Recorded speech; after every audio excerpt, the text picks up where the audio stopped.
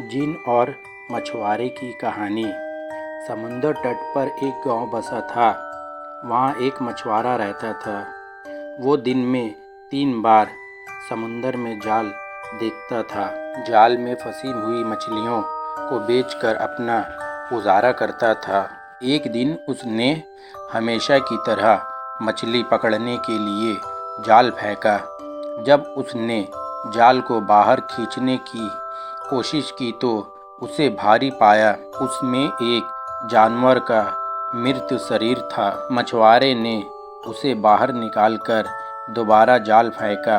कम से कम इस बार तो अच्छी मछलियां जाल में फंस जाए। वह मन ही मन प्रार्थना करने लगा।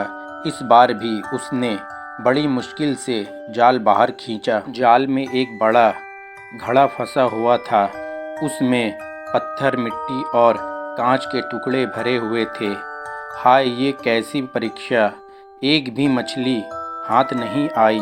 मछुआरा निराश हो गया। अब उसने आखिरी बार जाल फेंका। तीसरी बार भी जाल भारी था। अरे ये क्या! जाल में एक पीतल की सुराही थी।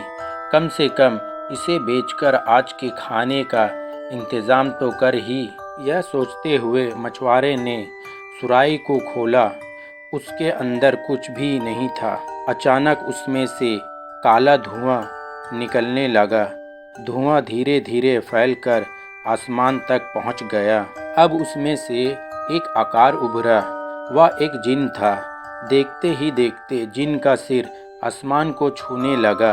उसकी आंखें हीरे जैसी चमक रही थी। मुंह गुफा की तरह था। उसे देखते ही मछुआरे के होश उड़ गए।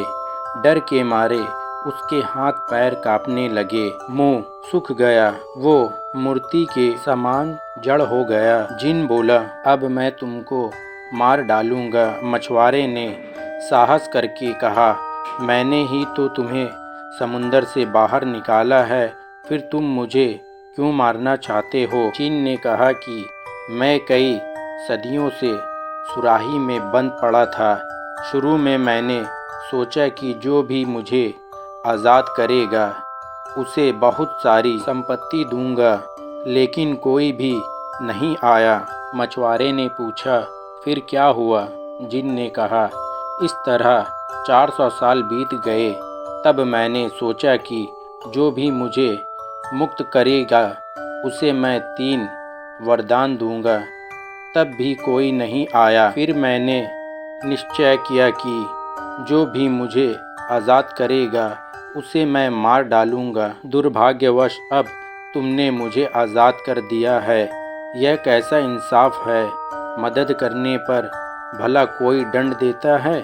मछुआरे ने हिम्मत जुटाकर कहा, हाँ, अब मेरा समय और बर्बाद मत करो। कहते हुए जिन मछुआरे के करीब आने लगा।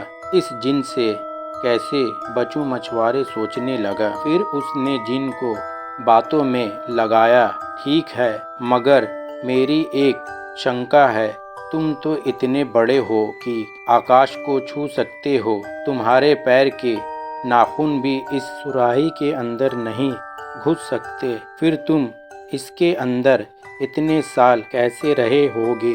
कहीं तुम झूठ तो नहीं बोल रहे हो? मछुआरा जिन का मजाक उड़ाने लगा। जिन ने तुरंत कहा, अरे तुम्हें मेरी बात पर विश्वास नहीं? यह लो, मैं अभी इसके अंदर घुसकर दिखाता हूँ। वो अपने शरीर को सिकुड़ते हुए सुराही के अंदर घुस गया। बस मौका पाते ही मछुआरे ने झट से सुराही का ढक्कन बंद कर दिया।